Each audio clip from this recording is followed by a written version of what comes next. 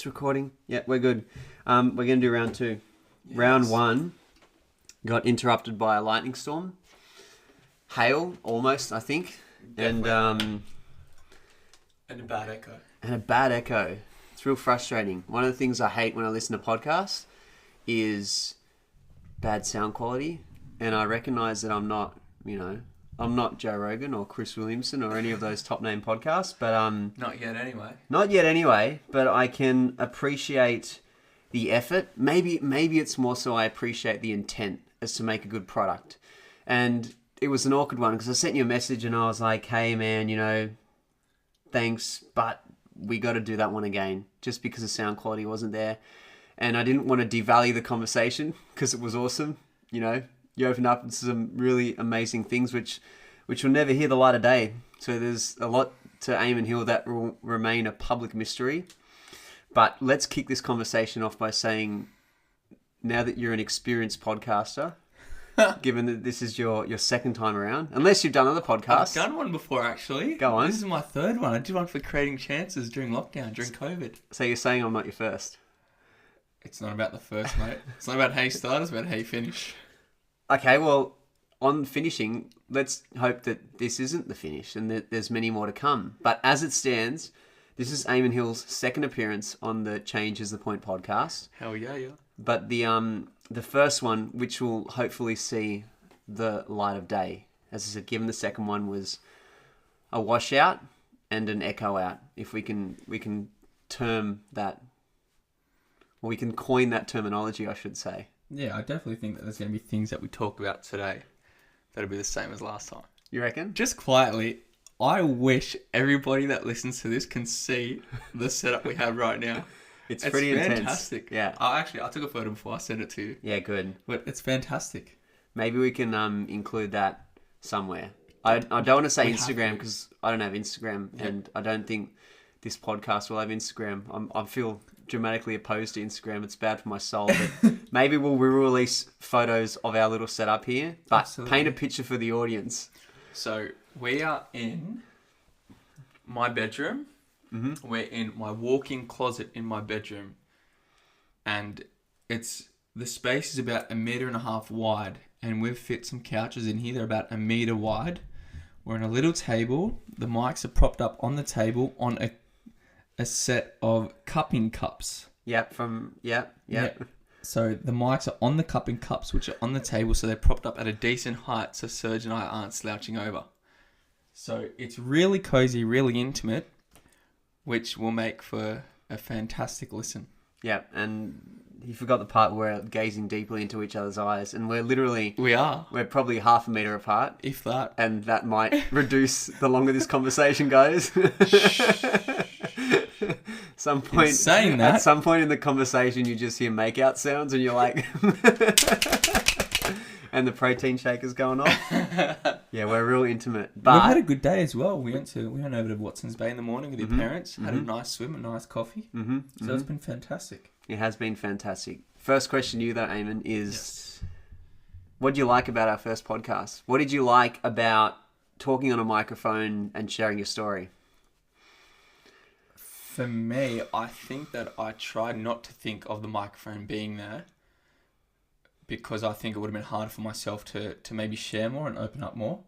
But I definitely like the opportunity to think about maybe things that I've done in the past, teaching, previous jobs, experiences that I've gone and had, and just been able to bring them to light again, because they're in a memory where I don't really explore that often, and I don't think of that often. So when you were asking me questions about them, it was awesome because I was able to revisit them in my mind and then speak them out into the world for people to listen.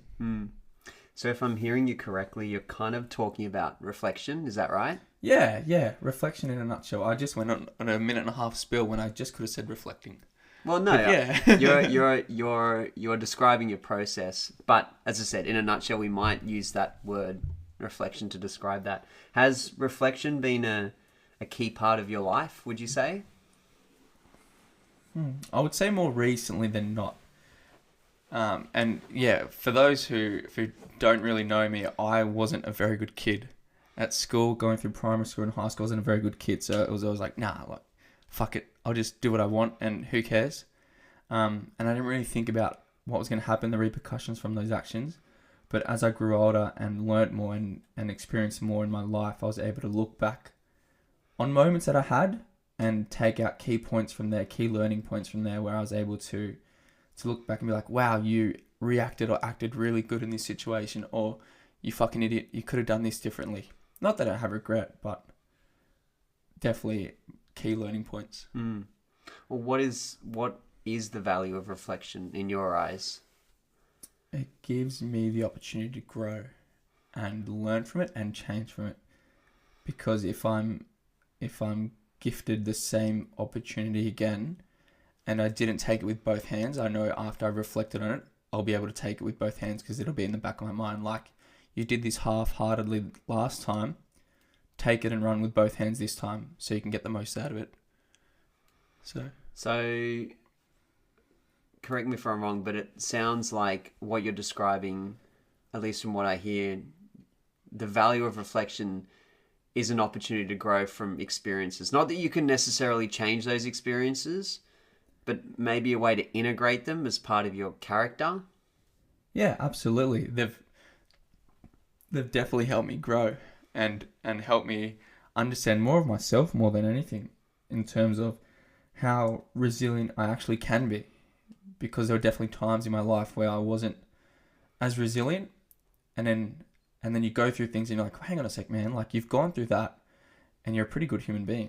So those are the nuggets, the gold nuggets that I think of, where I've been through shit, I can reflect on it, and I can sometimes pat myself on the back and say, you've gone through it, well done. Or sometimes give myself like an uppercut, so to say, but like, hang on a sec, man, you did that last time. That's not the way to go. That's not who you are and how you want the world to see you. And yeah. Can you give me 2 examples in your life? One where you had the experience, you reflected and became better for it. And then can you give me another example where you may have had an experience that you didn't reflect on, but maybe later thought, hey, if I integrated that more appropriately, it may have made me a better person?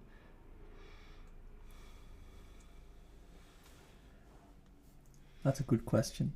That's a tough ask, actually, because I can't really think of 1 or 2 specific moments in my life.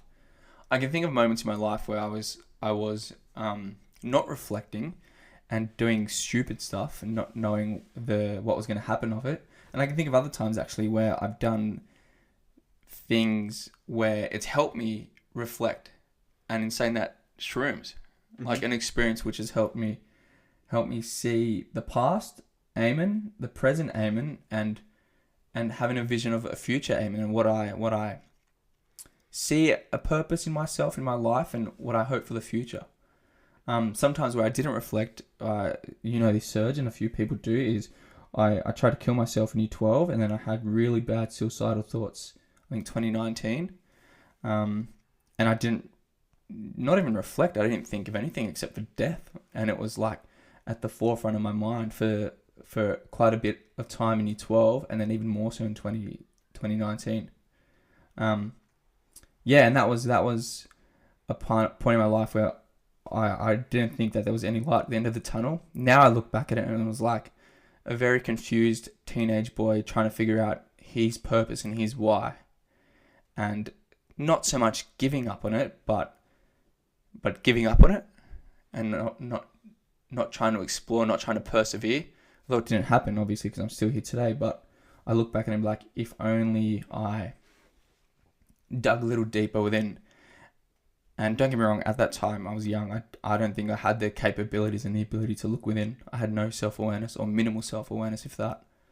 And minimal ability to ask myself, why are these thoughts coming about? Where are they coming from? And how can you combat them? And then times where I've been able to reflect and gotten the better side of it is maybe an experience where I moved to Spain to pursue a football career. And it didn't work out the way I planned. And I came back to Australia, and I wasn't necessarily disheartened by football, because I knew that I had a greater purpose to serve, and the greater purpose was to help others and just serve. That's my purpose, to serve and to help people feel happy, feel worthy, feel loved, explore their purpose. So a reflective point from my past is that experience in Spain where I could have gone the other way and be like, fuck, everything that I wanted to do, play football professionally, hasn't happened. I've just spent a year overseas and got nothing from it. What a waste of a year. And those thoughts ran through my mind, but I think at the time I was more positive, where I was able to say, hang on a sec, that did not work, but you're able to now help other people. And I was studying teaching at the time while I was overseas, and I knew that I did have a purpose to help others and to serve others. And that was always at the back of my mind. If football didn't happen, this. If football didn't happen, this. Which helped me. But also, it was frustrating that I didn't become a professional footballer, because it was a very big dream of mine. Yeah. I guarantee you there's many more points where I didn't reflect, because again, I wasn't a very self-aware person up until a few years ago. But that's the biggest one I can think of. Why is self-awareness important? Because you've spoken about that a few times. You know, you talked about a suicide attempt and not having the self-awareness. Why is it important? I think self-awareness is the golden ticket to self-growth, and to implement positive change in your life, and to take risks, and to, even if they don't turn out, if you have the self-awareness to be like, okay, this is something I want to pursue. If it works, fantastic. If it doesn't work, there are going to be so many learning points from it.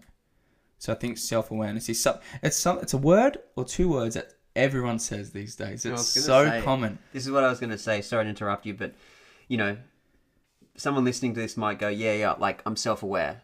Yeah. And it's one of those ones that you see all over social media and everything, and you go, okay, cool. Self-awareness is great. I'm self-aware. Pat on the back. Be on my way. But maybe it's those ones that in practice is not very well understood. I'm going to ask a question, and I'm going to ask you to frame it in terms of teaching primary school kids, because that's what you do professionally, and that's where you have a bit of practice. Yeah. Not that you can't speak on things that you don't do professionally, because that's kind of what we do. But specifically with the primary school student, if we're saying, hey, self-awareness is important, what are some things that we want kids in primary school to look out for or be aware of to start to cultivate these sorts of skills? And how do you facilitate that? For me, in a classroom, I love when kids in my class and kids in the playground will accept their feelings. Whether they're shit or they're good feelings. I think that's for a young age, for year 5, year 6s, which is what I teach. If you can understand your feelings and try to understand where they're coming from, that's a fantastic first step of self-awareness. Fantastic. If you come to school and you're in a classroom and you've got your head down, and I come up to you and say, hey, what's wrong? Are you okay? And you tell me, I'm just feeling a bit shit because I've had a shit morning. I had a little argument with my mum because I was late to school. That's a fantastic first step of having some self-awareness. Even though you're in a shit mood and you don't want to be at school, I love that you're able to tell me that. Yeah. Because it means that you have a little understanding of self-awareness, which will go a long way. Because I think the earlier that you're able to have those thoughts, the more you get from them. Yeah. And the more you learn about yourself from them. And if you're learning about yourself from a young age, how good. I love that. I love that point. Yeah. Because even in my experience as a teacher, we're talking about high schoolers here, or even adults in the gym. They might... Or even teachers themselves. 100%. It might be fairly obvious that they're having a rough day. But I think to your point, that ability to identify the feeling, articulate the feeling, and then maybe attach an event to the feeling and go, hey, rough morning, this happened, so I'm feeling like this. And to your point, it's such a valuable thing. And I think about how most of us are very reactive, and we maybe don't take that second to go, dude, like, I'm fucking pissed off because old mate cut me off in the traffic this morning. And it's not necessarily your fault that I'm feeling this way, but this is me applying this skill of self-awareness and going, hey man, this is what I'm feeling, this is why I'm feeling like this, and not even necessarily changing it yet, but to your point, having acceptance of that feeling, starting with the capacity to identify and articulate it. I can give you a perfect example. I had a student last year that walked into class. He wasn't in my class, actually. He was in another stage 3 class. And I had RFF. I was off class for the hour, and I saw him wandering in the playground. And I said, let's just use the name Bob for now. I said, Bob, what are you doing outside of class? He said, don't talk to me. And I said, hang on a sec. And this kid usually gives me respect. I said, hang on a sec. And then I found him in the hall. That's where I was. I was setting up for something in the hall, and I found him just hiding behind the curtains. I was like, what are you doing? Go back to class. And he said, no. And I said, you have to go to class. Otherwise, I'll tell your teacher. And he said, no, I've had a really shit morning. I just want to be left alone right now. I said, I'm going to give you 5 minutes, and I want you to try and tell me what's the problem. And I set up the thing in the hall, and then he said, I've had a really rough morning. I had a fight with mum, dad, and my brother. So I just don't want to be in class right now. I told the teacher I was going to the toilet, and I've been out of class for 10 minutes. I said, okay, fantastic. Just hang out with me. And I'll tell Mr. So-and-so that you're with me. And then 10 minutes later, 15 minutes later, he said, I'm ready to go back to class. So I said, okay, if Mr. So-and-so asks, you're with me. The next day he came to school and he said, Mr. Hill, thank you so much for allowing me to have time with you yesterday. It really helped me get back on track for the day. And I said, no worries. Honestly, Serge, I had a smile on my face because this kid has self-awareness and was able to identify what he went through, even though it took a little bit. He was able to identify what he went through and go home and reflect on it and be like, I might have been a little bit rude to Mr. Hill, but I'll show gratitude to him. Some fantastic life skills there at such a young age. How good. And I think to myself, if someone in year 6 can do it, what's stopping adults? What's stopping teachers? What's stopping people in the public, people in gyms? How can we not?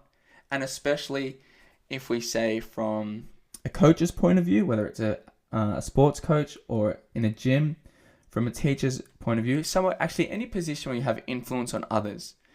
If you aren't so self-aware, that's worrying. I think that's so worrying, and I think maybe you can help me articulate this better, but it's so worrying because if you're not self-aware, are you then a dictator? And you're like, this is how you do it. This is what I want you to do. There's no ifs, buts, or maybes. We can't explore other avenues. I'm not going to let you experiment. This is it. It's like a teacher telling a kid, go sit in the corner. I'm right, you're wrong. I'm big, you're small. I'm the teacher, you're the student. You learn from me. I don't learn from you. Come on, man. It makes me think that a massive part of this self-awareness puzzle is context and the ability to provide a why.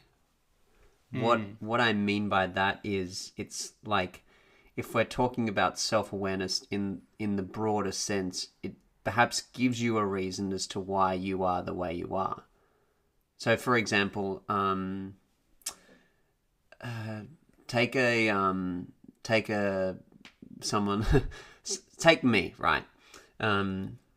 I have certain insecurities.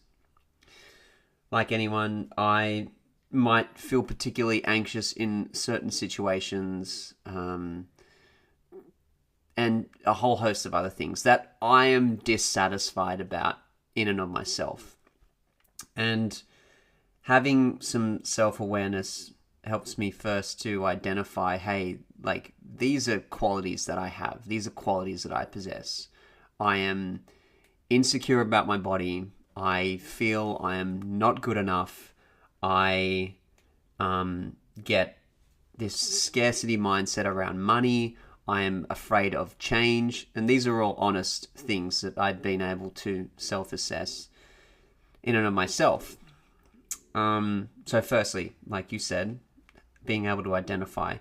Accepting them is, that's another part of the equation, and that's difficult. I think a big part of being able to accept something is being able to articulate it and be honest about it, because if it's out in the open, then it gives us a better chance of going, hey, that's there. Let's make some considerations around that. Maybe I won't trigger you. You hear this a lot in relationships, avoiding triggers, which, we probably all have them. And I mean, I might not agree necessarily with the whole trigger warning kind of stuff. You're triggering me right now. Cool. But as I said, the fact that it's out in the open gives us a much better time at navigating a conversation that's going to be beneficial for the both of us. But where I was leading to on this thought is, okay, I have insecurities around X, Y, and Z, and I go, okay, well, why? Why do I have these things? And through my capacity to reflect and introspect, I go, well, you know what? When I was a kid, maybe, there was a certain event, I'll tell a story just to go on track for a second. But I remember identifying this. It actually came to me during a vision quest, which is a 10-day experience in the middle of nowhere. 3 days completely isolated without food. So, it gives you a lot of time to reflect. Can't imagine anything else to do. Yeah, there's literally nothing else to do. And this memory came kind of rocketing back to me, and I remember being in preschool. So I would have been about 5 years old, 4 or 5 years old, and remember being in a classroom of kids, and I remember the teachers bringing in a kind of cage of little yellow ducklings, and they're super cute, and all the kids are freaking out. They're like, oh my God, they're so cute. And I was stoked. I was so excited. And I remember being at the back of the room. I'm pushing and shoving kids out of the way. The box is sitting at the front of the room, and I'm as I said, pushing and shoving kids out of the way. I get to the box. I reach into the box with both hands, and I pick out this cute little yellow duckling. As soon as I do that, one of the teachers yells at me. She goes, Sajay, get out. And I'm got this yellow duckling, put it back in the box. She's like, come here. And so she walks me outside.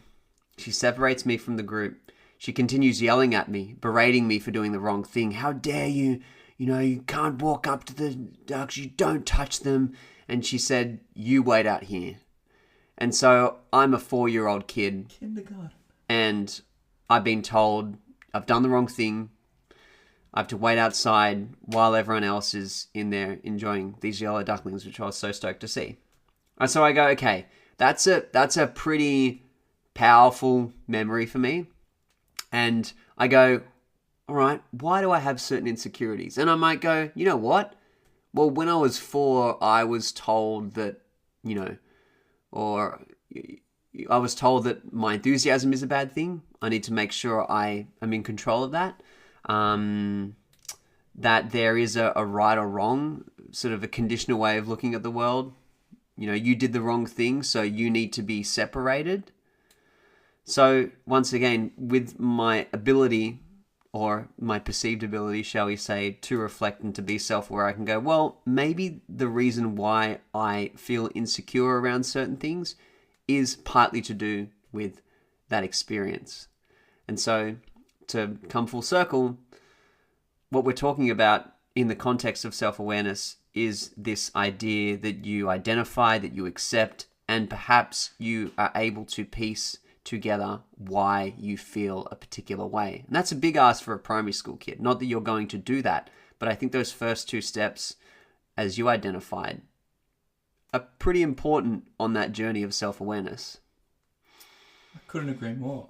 And I think the earlier that kids can have those first few steps, like I said before, the more they're going to get out of it in the long run. I haven't heard that story about the duckling. Wow. Teachers, hey? Yeah. The first thing I think of is, was that teacher self-aware? Could she understand a child's feelings and enthusiasm? Has she never been enthusiastic before? Yeah, well, I've said to you this before, but maybe this is why I'm so oppositional to the quote, who do you think you are? How dare you? True. It's one of my pet hates as a teacher. I hear it a lot. It's one of those common phrases that a teacher will throw at a kid when they're being quote unquote naughty or doing the wrong thing. I think it says to me that this teacher is exceptionally reactive You know, they're not really in control of their emotions, and that they're exceptionally entitled. Because when I hear that phrase, I think, like, straight back at the teacher, like, who do you think you are? You're like yelling at another human being. Exactly. Perhaps you have failed to communicate your expectations clearly, or you're just not a nice person, and so the kid doesn't relate to you, and so they rebel, which is totally normal. So, you know, this ability to understand another. I mean, I come back to this quote a few times. I remember hearing it a few weeks ago, but you can't hate someone that you understand. It's like, if you're being a dick, but I know that your dad was a dick to you this morning, it's very difficult for me to hate you. Exactly. It's very difficult for me to go, you're a bad kid, Ayman. I go, you know what? Like, if my dad was beating the shit out of me, I'd probably be a bad kid. Like, I'd probably make some decisions which weren't in our best interest as well. 100%. You definitely want to rebel against your parents, and you want to rebel against everything that they've told you, and try to make you who you are. Exactly like that. My parents, the way they raised me, it's like I have an Aboriginal mother and a Lebanese mother and an Aboriginal father. Very traditional in their own ways, and they're divorced now. But they tried to raise me. Well, my mum did most of that, and everything that she tried to raise me to be, it's like, hang on a fucking second, I don't want to be who you want me to be. Yeah. And that took so long. And you definitely did rebel. 100% I rebelled. I did a fucking lot to rebel as well. And some of it got me in a lot of trouble, and some of it didn't. And some of it, I'm so glad that I had, you call it self-awareness, I don't know if we're overusing that word now, but just having that little firecracker inside me, be like, yeah, mum wants you to do this, but that's not Ayman. And it took me a very long time just to put my foot down and be like, if that's not Ayman, it doesn't have to be fucking Ayman. Ayman can create Ayman for what Ayman wants Ayman to be, and what I want myself to do. And again, back to the rebelling thing, it's like, yes, people are going to do it. Whether it's right or wrong, whether the circumstances are for it or against it, people are going to do it. And that's their own journey. That's their own learning experiences from it. Their own learning experiences. And they'll take their own points from it, their own little golden nuggets. How you react to that is a great show of your character, I think. And how a teacher reacts to it is a great show of their character. If a child rebels to you, depending on their age, ask a question. What makes you feel like you need to do this? Or how can I help you? And how can I guide you to maybe make this more productive for both of us? Yeah. How can I teach you a lesson just as much as how can you teach me a lesson? Because as teachers, I'm not even as a teacher, as an individual, I swear on my life, I will learn for as long as I allow myself to. And that's something that I hold pretty close to my heart. That as long as I allow myself to gain an education and learn from everyone and everything, then I will do it. Because the day I stop learning is the day I stop living, and the day I stop growing, and that scares me, doesn't it? Yeah, it's scary. Definitely. I want let's use the word self-awareness one more time, but let's apply some self-awareness to your early years. I've known you for 21 years. Crazy. And there were periods during that 21 years where I found it very difficult to read you. And be my friend, I would say. Yeah, so I remember, like, you would be one way with us and our group, and then you would totally shift and be another way with another group. And that, when I was young, kind of annoyed me. Because I'm like, man, like, I thought we were fucking friends, and now Ayman's off with a cool group. And he's like, all of a sudden, he's drinking and he's going to parties. And I'm like, over there with my Yu-Gi-Oh cards being like, why do you want to be my friend? Yeah. Not like that, but if you apply some self-awareness and reflection and go, why do you think it is that back in the day you used to change really quickly depending on who you were around? I think something for me is something I struggled with, and maybe it was an insecurity from my upbringing with my parents, where I just wanted to be accepted. And I 100%, and just a side note, the fact that Serge has put up with me for 21 years, this friendship is lasting into this life to the end of this life and probably the next few as well. Because if you can put up with Ayman going through high school, holy fuck, you can put up with anything. But yeah, back to it. I think I just wanted to be accepted, and it was exactly that.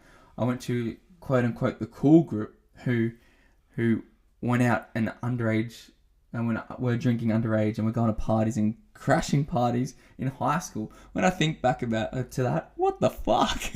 That's not me. Yeah, it's something that I look back at and be like, Ayman, what were you thinking?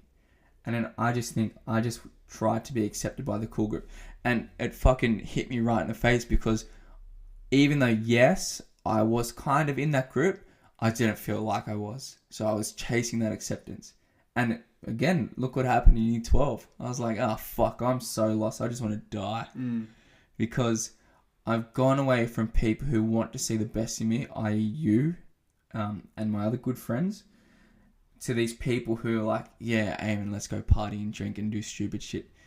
And I was caught in the middle. And I was like, oh, fuck, I can't go this way. I go back that way. I look like an idiot. I'm stuck here trying to figure out who I am. You're a dickhead.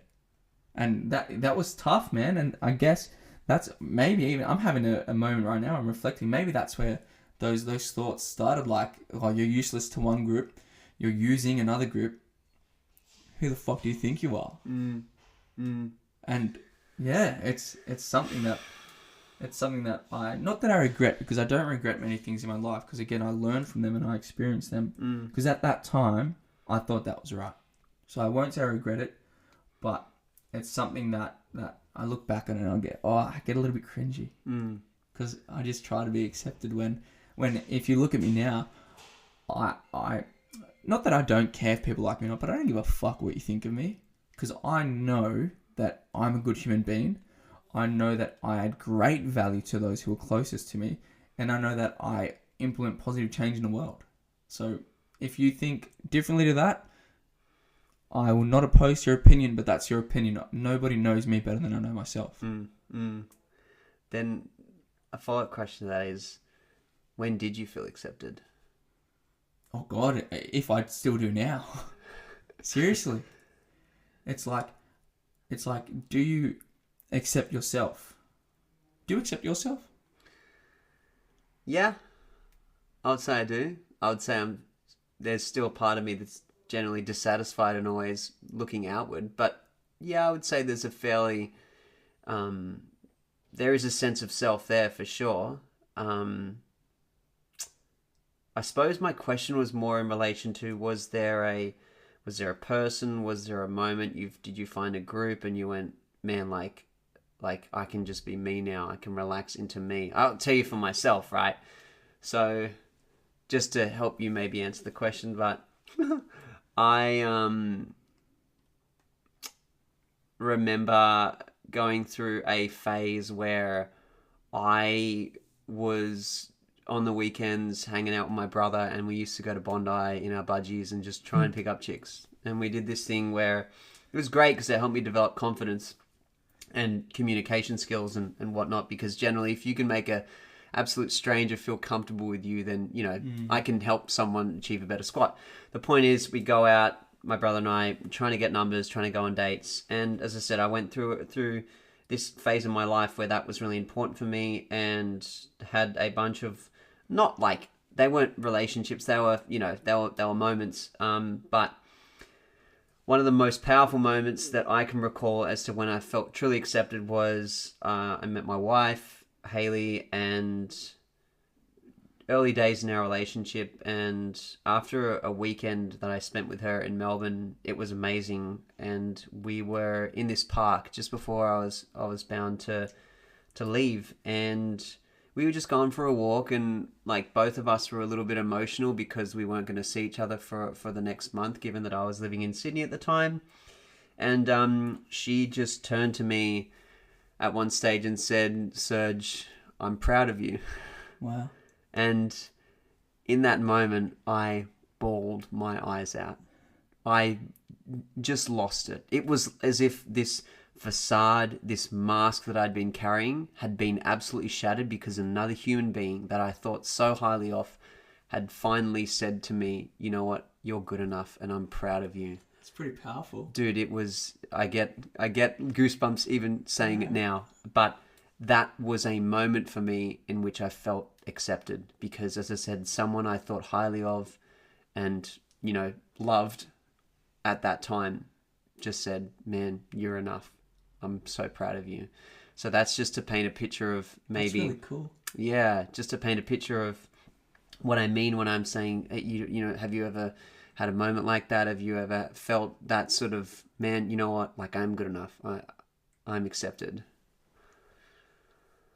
Not that I'm chasing that, but I don't think I've had it where it's had such a profound experience on me and such a profound moment where I'm like, now I feel warm inside. Don't get me wrong, Serge.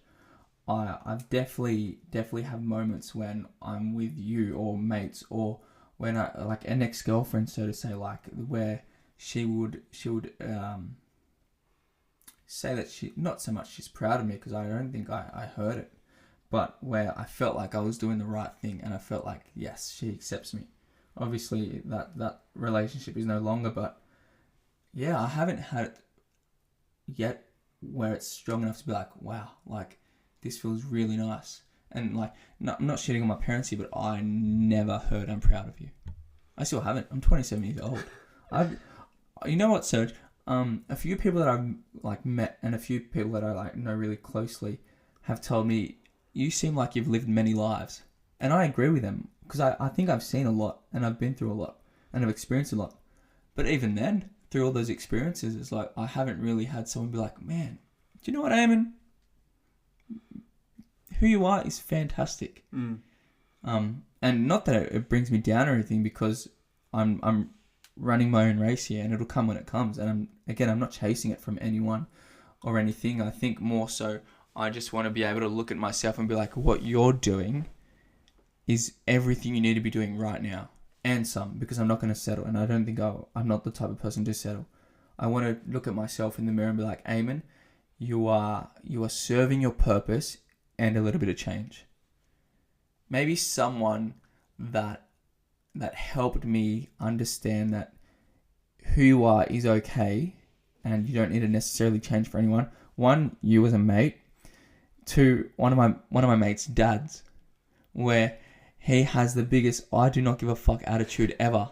And I love him for it because I hung out with him. Well, my mate, obviously, and his dad was always there.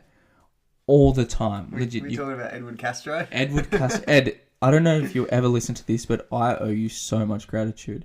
Because every time you taught me how to spearfish, every time you taught me something, I've learned so much from you, mate, that it's ridiculous. The way you don't give a fuck.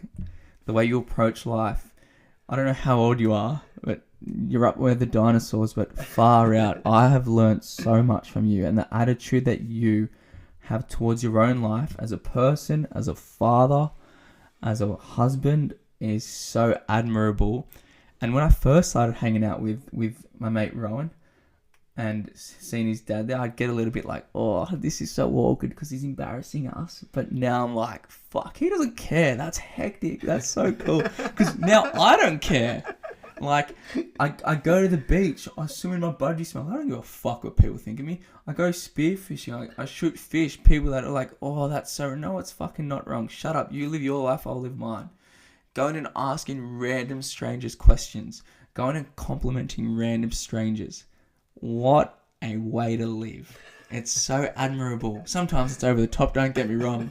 There's moments here and there where, I put my head down, but for the most part of it, it's so admirable. Yeah. So, yeah, again, I haven't had that profound experience where I feel fully accepted, but I don't know if I want that from another person. Yeah, and do you need it? Because based on what you're describing, it doesn't seem like... At this moment in my life, I don't need it. Do I want it? Maybe a little bit. It would be really nice to... Yeah, actually, anyone could relate to this. It'd be really nice to have a partner that I could be like, holy fuck, like, everything that I'm doing is for myself and fulfilling my purpose and, like, your number one fan. Because I have the ability, and I'm not big up in myself, but I have the ability to be someone's number one fan. And I definitely have in previous relationships. Maybe it's got the better of me, and maybe it's come to my, demise, and I've suffered because of it. But, I learned from it. And for me, there's no love lost with that person. Like, I still have so much love for that person. Not my person, but so much love for them, because I have the ability to be someone's number one fan. Again, because it's so easy for me to, because it's serving my purpose. Because I'm helping others and serving others and letting them understand that you do you, and I'll be here with a big sign up saying, fuck yeah, kill it. On relationships, you talked about, wanting a partner, which is totally reasonable, and wanting someone to be, your number one fan, which, as I said, I think we can all relate. So don't get me wrong, I can be my own number one fan, but maybe a number two fan. Yeah, number two fan. So wanting someone to be, your number one fan. Anything that you would do differently in a new relationship now that you learned from previous ones, given, all this context around acceptance, reflection, self-awareness? What are some things that you might do differently, if any, if, you're really trying to establish a foundation of, for lack of a better term, self-love? I think if I'm not that I'm trying to tiptoe here, but I'm really, really cautious with my words. But if another person made me doubt who I was and constantly doubted me when I was just trying to explore who I was and grow and test different avenues, I don't think I could do it, because I'm at a really vulnerable state within myself, and then I have so much trust in that person to be like, I'm trying to explore and grow and find myself more. And this is the conundrum I'm facing, and get berated for that. Oh man, it put me down, I tell you. And I still constantly chased that love and chased it. And it was yes, then no, then yes, then no. And I constantly chased it. So not that I hate the term red flags, I hate it with a passion, but if they were there, then I would be confident in myself pretty early on to be like, based off previous experiences, I got to pull the plug now. Because that was really hard for me. And sometimes it still is. Like, it's really hard for me to be like, sorry. But then again, I tell myself, I'm so picky with a partner. So fucking picky. And the reason why I am, and I'm happy to be picky, because this is the person that I'm going to wake up next to for the rest of my life. This is the person that I'm going to co-parent with. This is the person that I'm 27 years old, that I'm going to live to 80 with by my side. There's going to be arguments, don't get me wrong. And get credit to the person, to, I won't say her name, but credit to her, my most previous relationship. I've only been in 2, by the way. My most previous relationship, she was patient. Once she bought into it, she was very patient with me and gave me the chance to communicate. But there were times where I got berated for it. But there's going to be arguments. So going back to that, there's going to be arguments. But the way that I conduct myself now, I can hold an argument. That's not that it's a good thing to argue, but I can be there. Yeah, there's a basis in. Yeah, and I can work through it because Ayman Hill right now, compared to Ayman Hill this time last year, holy fuck! It's even in the matter of 6 months is so different, because I hated confrontation, and I hated being the one to say no or this, or shut someone down. But man, I didn't get anything out of it, and it goes across many things, not just a relationship. The ability to say no is so powerful, and I think it's Kipchoge, the marathon runner, Kipchoge. He said one of the most powerful vitamins is vitamin N, vitamin no. The ability to say no to people and things who don't serve your purpose. And I was like, come on. But now the more I think of it, is like, that's true. Something that doesn't help me grow, I'll say no. not that I'm not stepping out of my comfort zone, because I definitely want to experience things. But if I give things maybe 2 or 3 chances, and if they repeat themselves, vitamin N comes into play the next time it's offered. I was just thinking when you said, if it don't help me grow, the answer is no. Oh yeah, that's good. If it don't help me grow, the answer is no. Faux show. My bro, I'll stop now. Yeah, don't say anything about hoes, because it could get out of hand. We've moved past that stage in our life, Serge. We're It could get out of maturing hand. young men. Sure. Yeah, man, that's really powerful stuff. It's really powerful stuff. I tell you what, like, something that I always think of is the thought that I love love. And I love love in the sense of, I go to the beach, whether it's by myself or someone else, and I look at the water and I'm like, fuck, I love this. I read a book and I'm like, fuck, I love this. I play football. I think, fuck, I love this. Even if I'm losing a game, I'm so competitive. When I'm losing, I'm like, I love this. Yeah. I'm so blessed because I get to do this. I don't have to, but I get to. I love teaching. I love having the ability to directly influence at least 25 young people. I love it. How lucky am I? I love love, and I love loving things and experiences. I don't look at them like, oh, I have to go to work. I get to go to work. I walk in. If you catch me at work with a frown on my face, rarely, unless someone's died or someone's, rarely. I'm always smiling. Even if I'm having a bad day, I'm still smiling because I'm impacting people. A smile can go so far. And I told you this the other day, being happy is so different from being positive. Whether in that moment I'm happy or not doesn't necessarily have to change my attitude towards it and the attitude towards the people around me and the experience I'm having. I went through a breakup, went to the beach. I'm smiling. I'm in the water, salt water. It's medicine. I'm perking up right now, but that shit's medicine. Yeah. Like, I love being able to do things which help me have that positive mindset and keep it, because that's a really powerful asset to have. And you would know this as well, because there's definitely times in both of our lives, and we've spoken about this, where we can get within our dark thoughts. And we both know that that's a fucking scary place to be. Really fucking scary. So for me, it's the little things that I can do that tick over those positive cogs. Like, yes, another win, little win. What do you say to someone listening to this going, that's just a bunch of gay shit, bro? Because look, we're 28, we're like guys in our late 20s, and you look around, and maybe this is my insecurity speaking, but it doesn't seem to be a conversation that's being had very often amongst young men. So what do you say to someone who's like, bro, it's just a bunch of gay shit? Like, I would ask him, what is something that they love? I guarantee they'll tell me something. One thing. Footy. If you play footy, how do you feel in a field? How do you feel when you make a big tackle, or when you go over for a try? Or how do you feel when you make a tackle and it forces a mistake?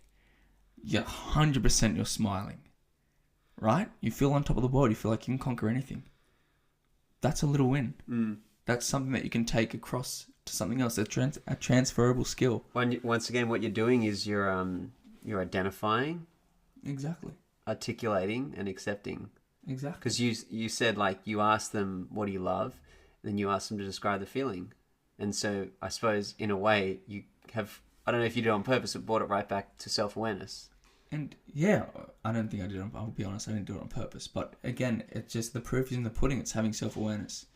And even if they can't identify it with words, you're bound to find. I mean, with the technology these days, you look in someone's eyes and you can pretty much tell. Exactly. Yeah. And even with technology these days, you can 100% find a photo of someone doing something that they're enjoying. Look at the facial expression. And a picture tells 1,000 words. I look at a picture of me playing football, and I've just conceded a goal. Sometimes I laugh. Sometimes I get fucking angry. I'll kick the post, but man, I learn from it. Yeah. But more often than not, someone doing something that they enjoy, whether it's going for a walk, a run, scuba diving, snorkeling, spearfishing, flying a kite, fucking playing bocce, I don't know, crocheting, you're enjoying it. Mm. How do you feel during that moment? Mm. So if they think that that's gay shit, Yeah, what know? you're pointing to, at least it sounds like to me, is feelings and more specifically the capacity to share those. Some people have described that as vulnerability, right? Hey man, this is how I'm feeling.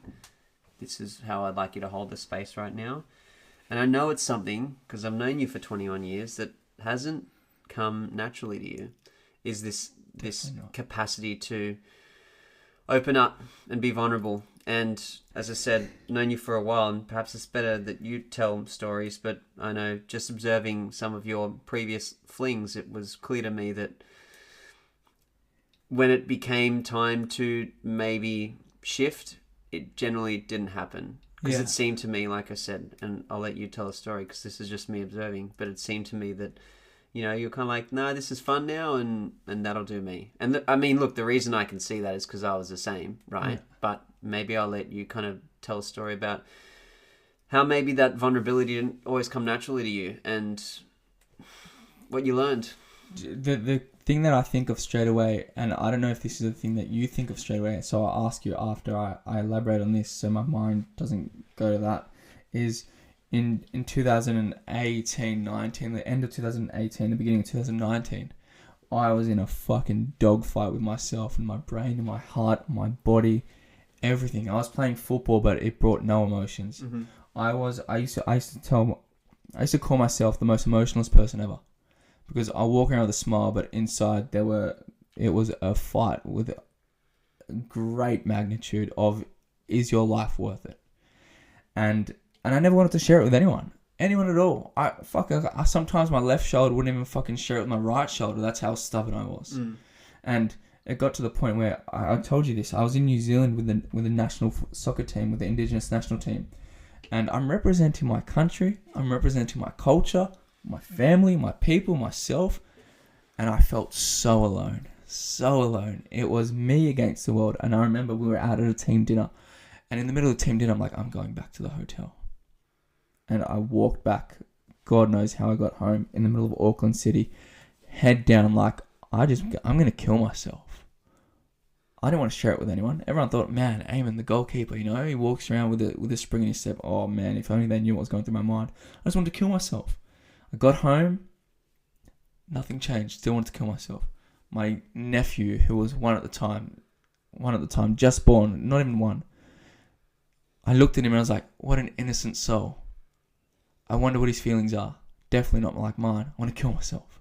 And I told you this the other day, like, it took a mate to say, come to dinner, for me not to kill myself, because I planned to do it that night. And it took for him to fucking say, either you drive there or I'm coming to pick you up. Like, you're coming to dinner.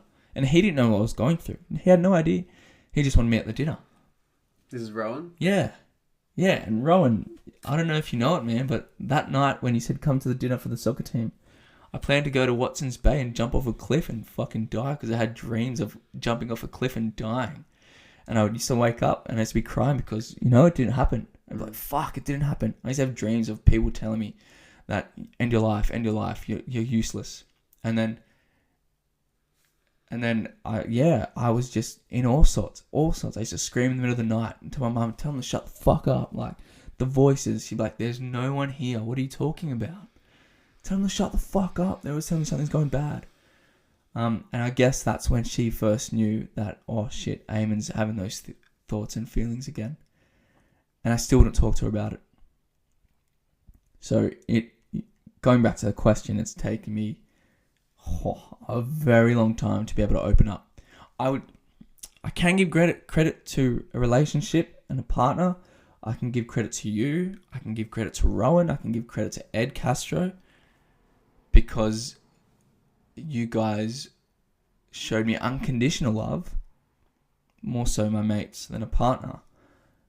But then I can also give credit to myself and be like, you know what, Ayman, these feelings that you're having aren't right. And you know exactly how you feel when you're doing something you love. What's stopping you from getting back there? And football was a great start. The beach was a great start. My mates were a great start. My nephew was he couldn't have come at a better time. He's my best mate, honestly. I look at him, I'm like, fuck, if only you were mine. That's how much I love him. Honestly, I look at him and be like, if you were my kid, oh my God. And if I can think of that for something that's not even my own, dude, I can't wait to have kids. I can't wait. Because everything that I've experienced is something that I'm not going to put on my kids. Like, a fear of mine, not my biggest fear, a fear of mine is being the same parent to my kid as my parents were to me. Because then it'll be a repeating cycle, but I don't want to repeat that cycle. It stops with me. I know that for sure. For sure. Whoever my wife is, whenever we choose to have kids, I will work my fucking bollocks off, Serge, to understand her past as well. Because everyone's got trauma. Everyone's been through shit. I'm no special. I'm no different. But it stops with me. So I'll have to either help in the greatest capacity that I can, do whatever I can to help her not pass that on. Because it definitely stops with me. I'm not having it. Because, you know, you want the best I want the best. I want to see everyone win. My worst enemy, ex-partner, I want to see her find the love of her life. I want to see my worst enemy do the best thing that they could possibly do. I want to see everyone win. So why not want the most for myself and those around me? Those closest to me.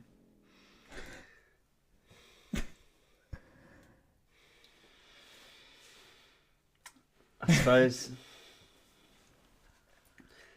you kind of talked about seeing yourself through some rough times, but it's also really really beautiful to hear as well.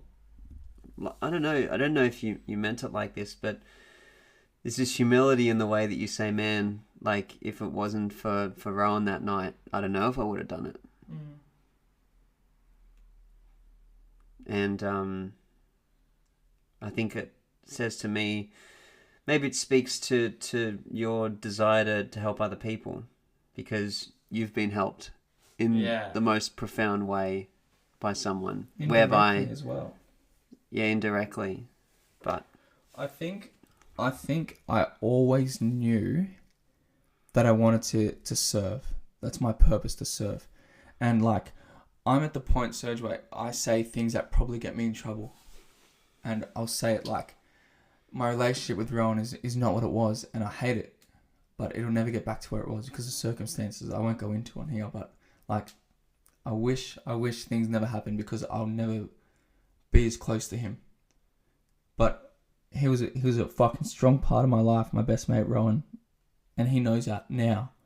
I hope. Sometimes it's a bit of a ditz, but well, if he doesn't, he does now. If you, Rowan, listen, if you're listening, you do now. And just, you know, think a little bit more sometimes. I'm joking. But yeah, like, I always, like, I want to serve. I want to, honestly, like, a memory that I can think of as a kid is just sharing with others. And I always wanted to serve. Always. I know my purpose. Well, everyone thinks that, well, some people think they know their purpose. But I'm convinced that my purpose, Serge, is to serve others, help them be their best selves, help them be happy, and help them understand their greatest potential. Because I want to be able to figure out mine all by myself. Because I have the fucking hardest head. And don't get me wrong, I still have dark thoughts from here and that, like, at times. But I have a really hard head. So I know that I'm able to get somewhere by myself. So I have this much amount of strength and perseverance and resilience where I can offload that to others, whether it be kids at school, whether it be you, whether it be my other mates, whether it be my mum, my family. I know that I can do it because it's built within me, and it's taken me a fuck long time to realize that, but it's built within me to realize that I have enough strength and character to be able to help myself first, then help others and help them understand not their purpose, because that's a discovery on their own, but help them on that journey and just be happy. If you were to help Ayman in 2019, what would you have said to him?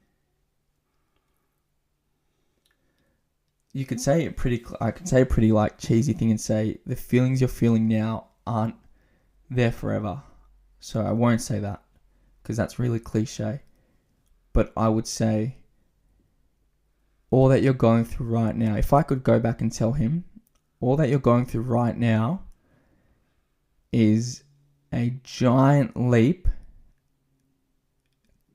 to help you help yourself take that leap and fucking grab yourself by the balls, because you have the strength to do it. Because at the time I had zero confidence in myself. I thought I was piss weak mentally, piss weak physically, but the fact that I was able to get through it, I give myself credit. So I would say this is a scary step, because it's life or death, pretty much life or death, but you can do it. Because if you die now, if you were to finish yourself there, your purpose isn't served, and that scares the shit out of me. Because I would have ended it, and I think of people that I've had a positive impact, even a negative impact on, because it'll help them grow. People that I've come across in my life from then to now, I've impacted them one way or another, whether it be good or bad. So my purpose is serving itself. The way you're looking at me, Serge. Serge is smiling at me right now. His eyes are really wide, and I don't know if you guys have seen Serge's eyes, but they're really blue, and they're really pretty. Yeah, no, it's just really, I don't know, powerful seems like such a cop out, but you can kind of feel the energy in the room, and it's really something. It is, and you probably I don't know, if you're listening, you can hear the tone in my voice, but when I speak of something that I'm like giddy about, I perk up, my ears prick up, and even I'm thinking of it now, something that helped me realize it is the experience I had in Wagga. I don't know if we have time to go into it, but that was in itself, man, that wasn't profound, but it was a Ayman. I feel like you can't not tell it now. You're on the right track. So I was doing a placement, a school, a teaching placement in a school in the bush, dead and public. And on the way back, I stopped in Wagga for the night, because it's an 11-hour drive to Dead. I stopped in Wagga on the way back, and I had a mate that was living in Wagga, and I was like, let's catch up for a coffee. And I got to his house, and he had a few mates, so he's like, hey, man, I don't know if you can realize, but everyone he's on shrooms. And I was like, oh, not for me. And he said, you don't go to the shrooms go to you. And I was like, that's some corny shit. But long story short, legit, that was his, they call to you. Yeah, and I was like, sure. I've just felt compelled. I was like, you know what? I've just had a fantastic teaching experience in a rural school, which is a dream of mine. Why not cap it off with this experience? And I took shrooms. I don't know the term, because I've only ever done it once. Do you take them? Do you do them? Anyway, they were inside of my system. I suppose it's whatever feels true to you. That's what you did. Well, they were inside my system, and Ingested. I remember. Yes, Yeah. let's go with that. Yeah, sounds fancy. I ingested shrooms, and they were inside me, and it was a profound experience, because I was able to. I had a few visions, you could say. One was, I remember having the same dream that night as my first ever dream that I ever remember as a kid. I was in my old garage in an old house when my parents were together. It was an open roof, so you could see the timber ceilings. I'm laying on the couch, and I'm playing with a balloon. And my brother and sister are playing ping pong, because we had a ping pong table in there. That's my first ever dream that I had as a kid. And that night I had that exact dream, bit for bit. And the second thing is, Ayman, you're on track in serving your purpose. Teaching is for you. And the more I think of it, the more I think teaching is for me. Is in a classroom setting? Maybe, maybe not. But teaching is for me. Providing an education to other people. Helping them. Serving.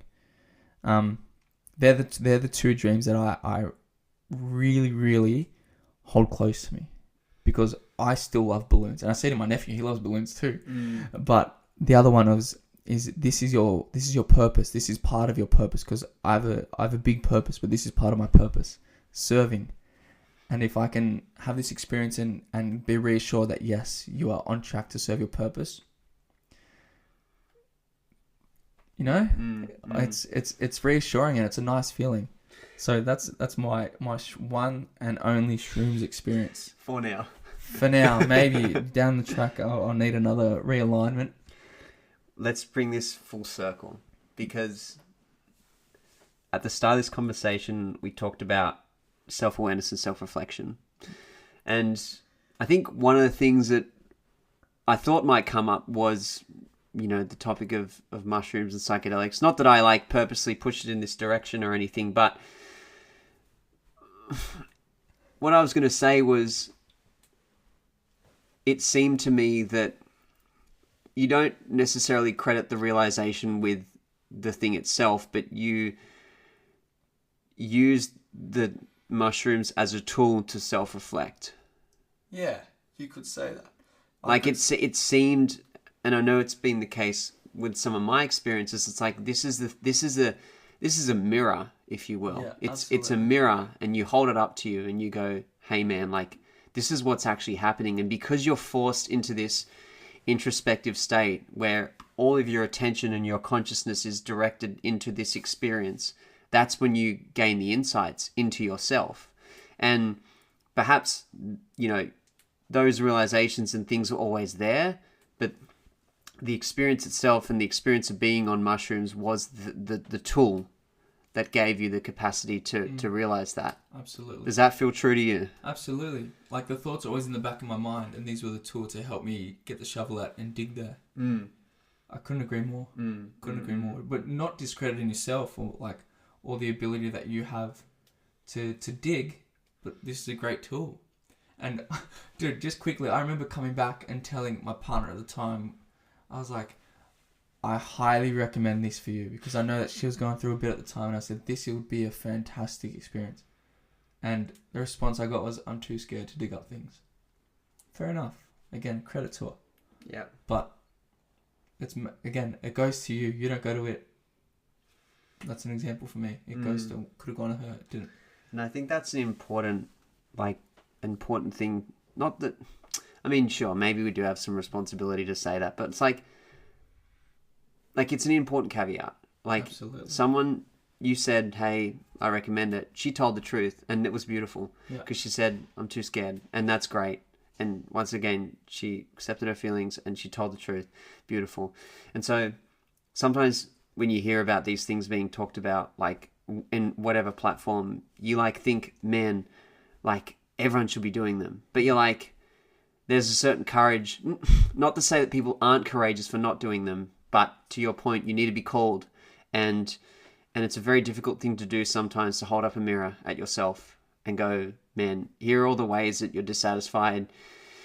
Here's all the stuff that, needs to be dug up. And as I said, it's scary. And, for myself, the hardest thing that I've ever done was spend 3 days completely isolated in the middle of the fucking South Australian wilderness, with the second night being literally one of the worst lightning storms that South Australia's ever experienced. I'm there in the fucking tarp, screaming my lungs out, only for no one to hear. The point is, it was a powerful experience, and I had nowhere to go except within myself. And it was so scary and so frightening. Hardest thing I've ever done. But once again, you don't push these onto people. Although I think I can safely say now that the people that are compelled by these sorts of conversations are the people that I want to be around. And that's why I love you. And that's why you've been my friend all these years, because you're interested in a better conversation, a conversation where it's focused on self-awareness and personal growth and being better. So thank you for being you, man. Thank you. I love you too, man. 21 years I've known Serge. And yeah, for those of you who know Serge, the more you talk to him, the more you learn. And again, even that conversation, it went full circle back to self-awareness around the shrooms. The people that want to do them or feel compelled to do them have a level of self-awareness in itself. It's a full circle. Before we wrap up, is there anything you want to leave us with? Leave the 4 people listening with? I wonder if my mum will listen to this. I'm a fucking nobody. I can't give a message. I can't. In saying that, I think I'm the message man because I want to serve other people.